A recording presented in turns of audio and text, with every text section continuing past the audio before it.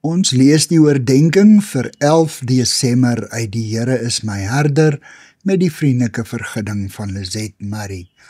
Die opskrif by vanoggend se gedeelte is Jubel in die woestyn. Die teksvers kom uit Jesaja 35 vers 1 tot 4 en daar staan: Die woestyn, die dor land sal jubel. Die droë wêreld sal juig, oortrek met afodille. Hy sal in volle bloei staan.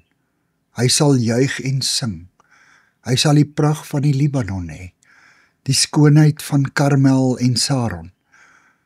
Israel sal die mag van die Here sien, die koninklike mag van ons God. Bemoedig die wie se hande slap hang, help die wie se knie knik. Sê vir die wat moed verloor het, wees sterk, moenie bang wees nie, julle God is hier. Ons almal beleef woestyntye, tye waarin ons hande slap hang en ons knie knik. Wanneer ons groot persoonlike terugslae, verlies ervaar, of wanneer die dood van 'n geliefde ons laat styer, is dit moeilik om te dink, daar kan weer afodille in die woestyn blom. Al wat ons voor ons sien en binne in ons gees ervaar, is die eindelose barheid van 'n woestyn.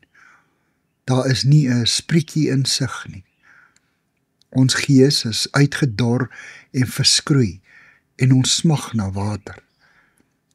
In Psalm 63, wat Dawid geskryf het na aanleiding van sy verblyf in die Juda-woestyn, roep hy uit: Ek soek U, o God, my God, ek dors na U.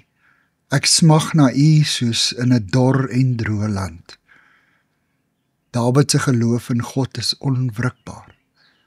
Hoe kry hy dit reg? Die antwoord kom uit Psalm 63. Ek bly altyd naby U. Midde in ons woestyntyd berei God reeds 'n jubelende uitkoms vir ons voor. Ons moet net aan Hom bly vashou.